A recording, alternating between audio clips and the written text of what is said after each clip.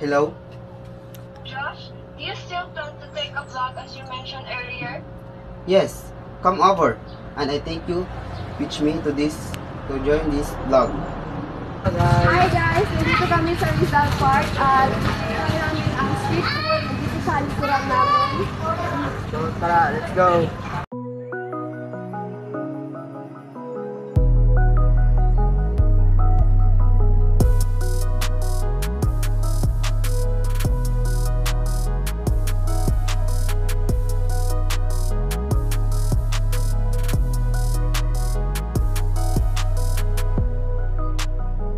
Like, Follow and share this video.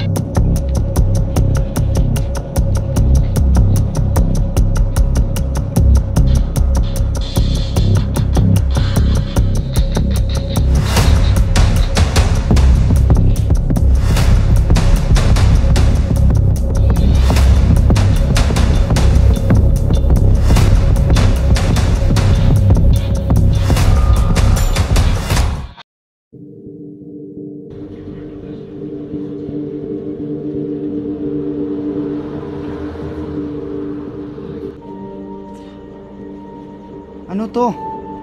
Ba't ang dami?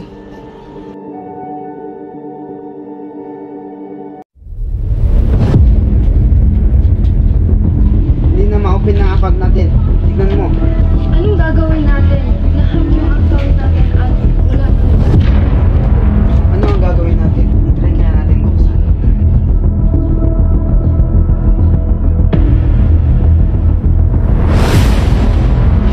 Ano to?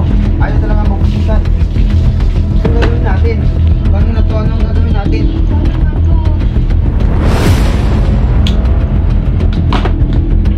Natin.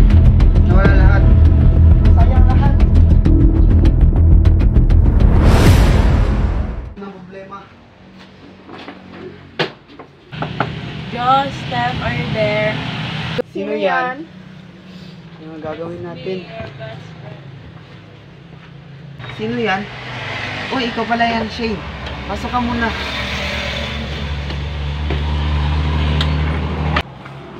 Upo ka muna dito, Shane.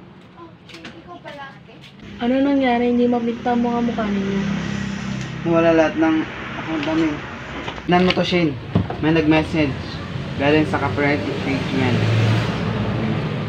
Baka ito yung dahilan, Shin.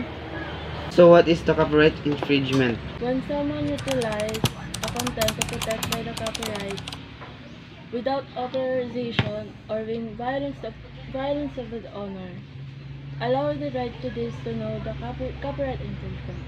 It's a cover things or materials protected by the copyright without a permission of making copies or stock without authorization in creative expression. Many forms including music, movie, literature, artwork, more than is protected by the copyright law. All kinds of things that you done are piracy What is the piracy? and use of copyright content. It's reference to authorized download, sharing, or screening daily content such as software, movie, music, books, or other type of media.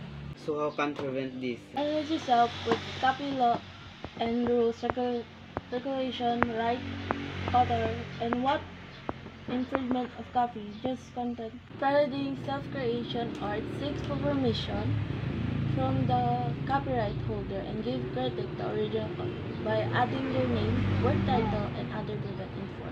So this is how we prevent. Yes. Just as you start, your pain will be decreased. Now they are alert you about it. This is among the consequences since you expose the them. Without giving a credit or permission, the authority have all you remove.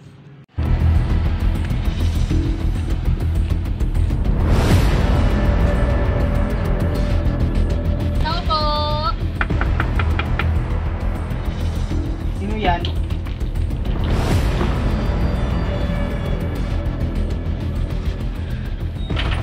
Ano po sadya nila? I'm Officer Franceline. You are under arrest.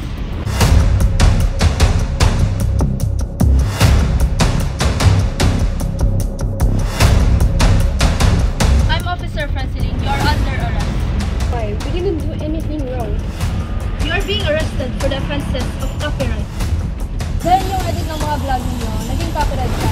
Dahil yung gumagamit kayo ng mga template, music, na walang credit sa niyo. Kaya yan ang nagiging violation. So sino ba talaga ang nag-umpisa nito? Kasama ko siya. Oo, aminin ko. Ako nag-edit. Pero, hindi naman pwede yun. Kasi kasama ko siya, di ba? Ba't naman ako sasama sa'yo? Ikaw naman yung nag-vlog. Sabi ko sa'yo, huwag na tayo mag-vlog eh. So, dapat kasama ka kasi kasama kita, di ba? Hindi! Sinama mo. Ma'am, sir, wag niyo munang pag-usapan dito. At dadalhin ko muna kayo sa police station at doon niyo ipaliwanag lahat kung anong nangyari. I therefore encourage you to develop your own ideas and create original content, because doing so not only avoids the risk of infringing on someone else's copyright, but also allows you to enjoy the satisfaction of creating something unique and own unique contributions. Copyright is without authorization or in violation of the owner's allowed rights, such as books, music,